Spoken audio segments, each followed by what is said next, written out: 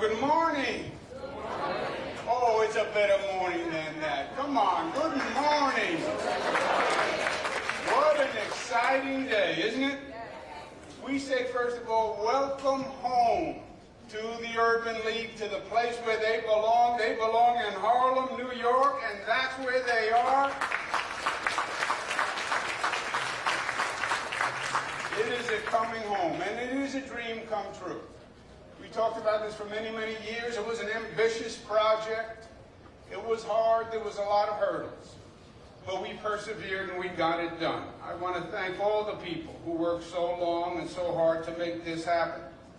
It's only fitting that we're here today, the week where we're going to celebrate Juneteenth finally. Isn't it beautiful?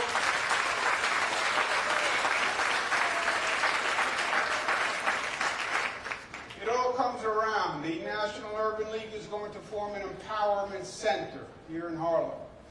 This was the original empowerment zone, if you remember. Bill Clinton started a program called Empowerment Zones, which were really supposed to do something to focus on poverty and urban poverty.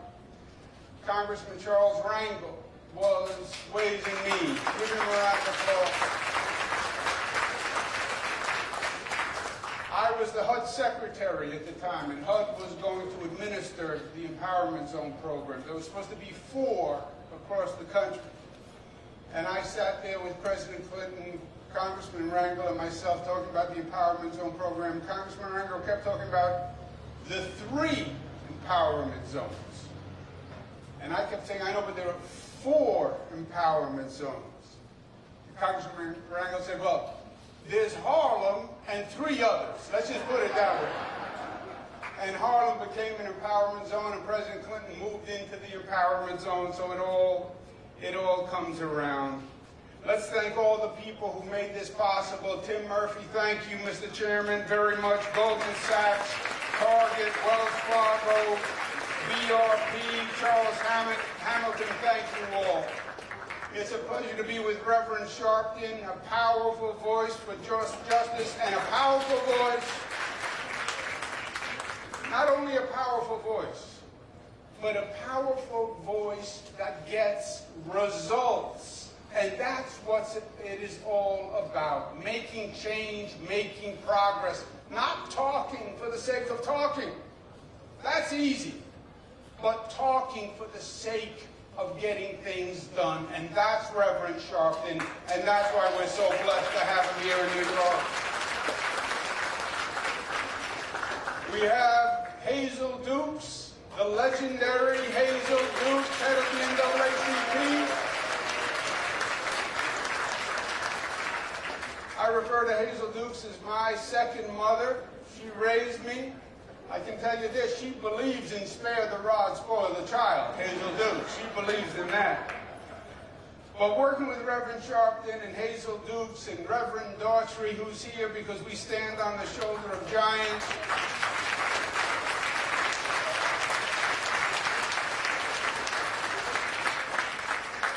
What New York says is when you see a wrong, you right the wrong. You right the wrong. We had wrongs in New York. We have wrongs in New York. But when we see a wrong, we do something about it. When we saw what happened with police misconduct in Eric Garner, we did something about it. We passed the first special prosecutor bill in the United States, the first chokehold bill in the United States, and this nation must pass real reform after the George Floyd killing. Not just words, but action. And it has to do it now.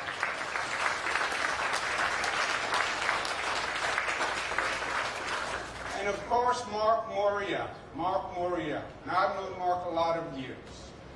And I was the HUD secretary. We did a lot of work. I spent a lot of time with Mark. That's where I got my southern accent. Just hanging out with Mark, hanging out in New Orleans. New Orleans. How'd I do? New Orleans. New Orleans. New Orleans. New Orleans. One word, New Orleans. Not that 2 word, New Orleans. Yeah, New Orleans. Oh, he loved New Orleans. take you down there. He did all sorts of great work in New Orleans. And he'd take me all around. He'd show me all the great parts of the city and all the great cuisine of the city and the gumbo and the po' boys. And he loved his jambalaya. Oh, he was so proud of his jambalaya. I didn't want to tell him at the time, I don't think jambalaya is from New Orleans. I think it's an Italian dish.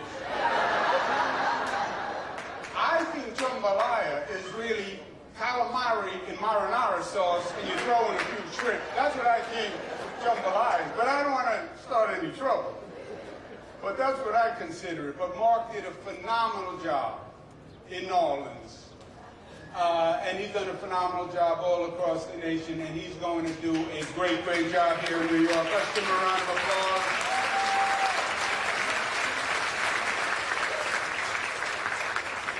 Now, Mark told the story in a politic way about how he was considering Atlanta and New Orleans and Washington and knocked on the door of New York. And he was very politic when he said, well, you know, other places are interested in us coming.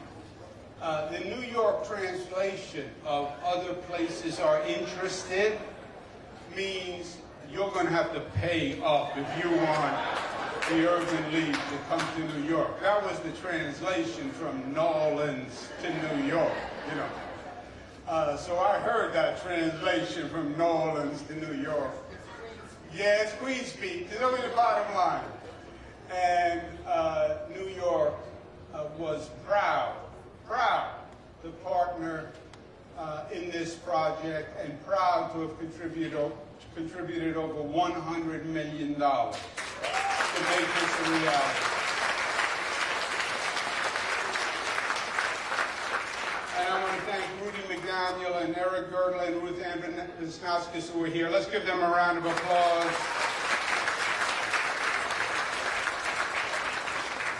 And this is a home run for two reasons.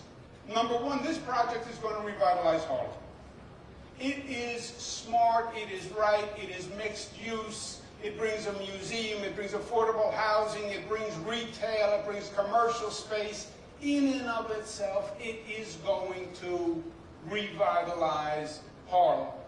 And the champion on the state side, who made it a reality, it's one thing to say, we'll contribute $100 million. You then have to get it done.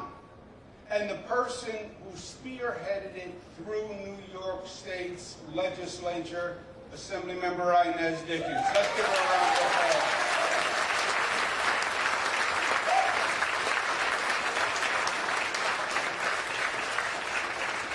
But it is going to revitalize the entire area. It is going to be a great engine of economic recovery. That's the first home run. The second home run is that the Urban League brings tremendous expertise to this city. A sophistication in urban development that this city desperately, desperately needs. People are now talking about reopening post-COVID. I'm the chairman of the National Governors Association. All the governors talking about how do we reopen, how do we reopen? I said, we're not interested in reopening in New York. Reopen suggests you go back to where you were.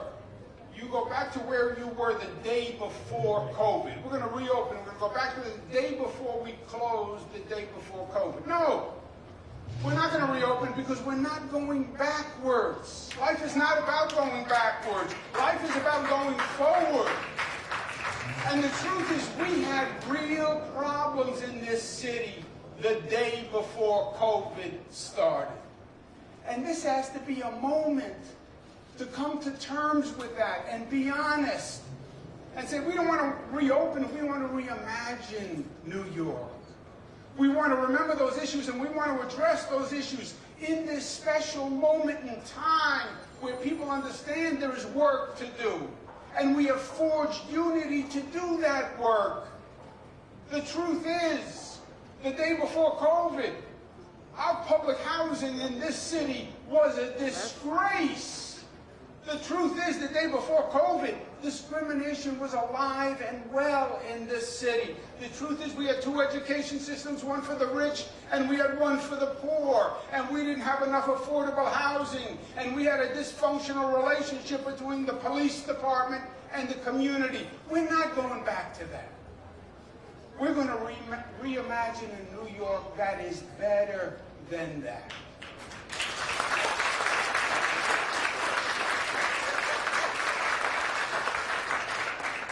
Yesterday, New York hit a great milestone. We reopened post-COVID.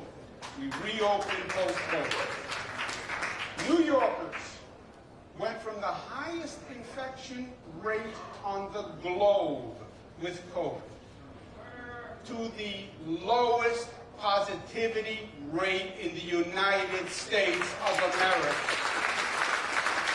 Think about that.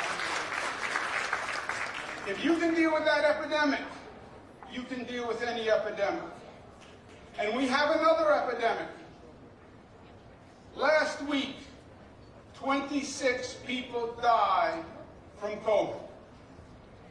Last week, 36 people were shot by gun violence.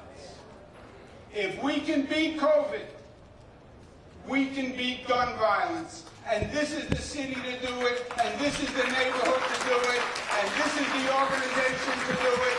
Let's show how to make New York the shining city of equality and opportunity, and let's take that lesson all across the nation. That's what the National Urban League is going to do for us. Thank you, and God bless you.